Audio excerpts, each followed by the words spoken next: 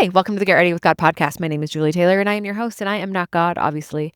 I'm not an expert. I'm not even a scriptorian. I'm literally just a girl. Literally just a girl sitting in front of a microphone, hoping God is real. The Get Ready with God podcast is the daily devotional podcast to help you see divinity in every day. If you are watching this podcast, does anyone watch this podcast? Everyone's like, oh, prioritize video content. You know what? No. I mean, you can watch me. You're welcome to watch me. I think we post the video on YouTube still.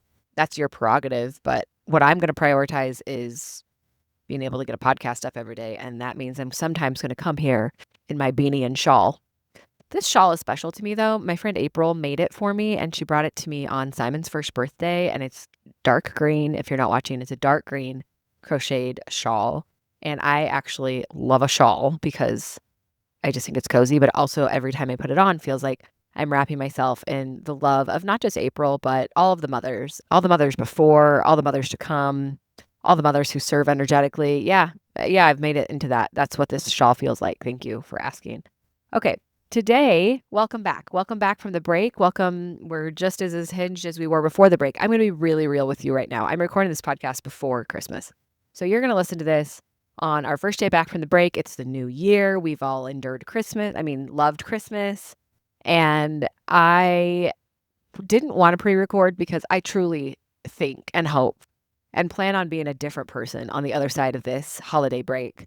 And so I don't know if I'll resonate with anything that I'm saying today because I'm going to transform so much over the next 2 weeks that, this might just not be who I am in 2026. But we're going to take the gamble because I want to make sure that we get the episode up. And I actually have something weighing heavily on my heart today. It actually lines up really well with the new year because here's the thing that's happened on the new year energy. We used to live in a world that was like New Year's resolutions, goals, go, go, go, go, go, do all these things. And then we sort of overcorrected, in my opinion, and we shifted to like, you don't need goals. Don't do anything. Just an overcorrection, at least in the vibe. I don't know. I wish for you whatever you want today. If you want to set goals and go for some stuff this year, I am rooting for you. If you are not in that place and you are hibernating, full support. I usually try to live Pajanuary, where I wear pajamas every day of January. If you'll recall, last January, I was in a place where the only goal that I set was to spend as much time with sunsets and sunrises as possible. That was my only goal. And my January coping mechanism was to eat a donut every single morning. And we all know that ended up being a 10-month practice. And I'm still sad that it's over. I am still sad every morning that I no longer like donuts. Anyways, if you need to have a Pajanuary, if you need a donut a day, if you are like new year, new me, I'm changing everything, I'm blowing it up, I want all of that for you. My personal mantra for 2026 is my hottest days are ahead.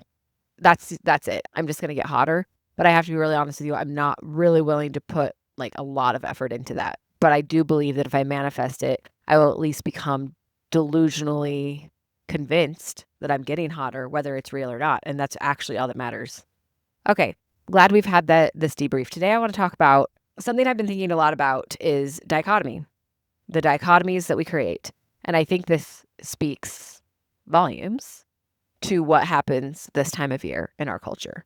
It's like either or. Are you going to like achieve and go and hustle? Or are you going to like, no, I'm perfect in sweatpants? And like, there's like, you get two choices. Are you black cat, golden retriever? Like all of these things that we create are dichotomies, and it shows up a lot in faith, black and white thinking, black and white demands, black and white processing.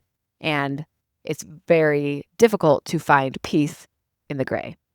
I am a big proponent of living in the gray area. I think actually it is the higher path. And I don't usually speak so boldly of better than, but I do think that expanding your capacity and you're like getting yourself to the point where you can sit comfortably in unknown and uncertainty and gray demands more of you than living comfortably in a dichotomy. So I want us to go into this new year, and I'm not going to, you can do whatever you want. Again, support any path, but I want us to be careful of dichotomies. So the way that this shows up is often in the faith world, I believe or I don't. I'm in or I'm out. And I get that question a lot. I get that question a lot of like, how do you stay in your religion And it's interesting because I don't view it as like, I'm not like white knuckling, like just trying to stay in something that I don't fully resonate with. That's not how it feels. For me, I feel like my faith is bigger than my religion. And I don't mean that in a condescending way, but I feel like the religion kind of fits in as a piece of it, but it's just a piece in a bigger puzzle for me. And so the thing about dichotomies is they are human created. And the reason that we create these dichotomies is because when you take something abstract and complicated, for the human brain to process it and be able to conceptualize it, it's easier to put it into dichotomies, this or that. This is good or it's bad. This is true or it's not. I believe or I don't. This is real or it's fake. That person is good or they are bad. It's just easier because then our brain only has to categorize things two places. But I think you'll find the older you get, the more life experience I've gotten, the main truth that is universal that I have learned in every situation, in relationships, at work, in faith, in literally everything, is that nothing is all one thing. And so it's really interesting to me that we've created this world that is dependent on dichotomies. And I think that we've done it so that we can understand it. So I think a dichotomy is a beautiful place to start. And so the goal is maybe we create these dichotomies as a starting point, but I think that we're always meant to evolve beyond the dichotomy. How many times can I say that word in this episode? But I think we're meant to start there, and that can help us build an understanding and start to gain experiences to categorize things, and learning how to categorize things is essential before we can step into the gray. So in hair school, we always would say you learn the rules so you can break the rules.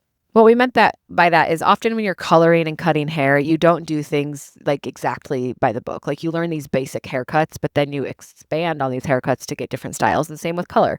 And color is chemistry. And so sometimes you have to, break rules and try things. But to be a good quality hairstylist, you have to be really, really good at following the rules first and understanding them really, really well so that then you can strategically and responsibly break them for something better. And I think this is a beautiful illustration of all of life's principles. It's important that we learn to give us a foundation to explore on.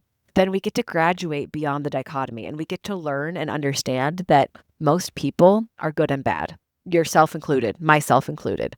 And that's a hard reality because I always want to believe that I'm doing my best, and I am.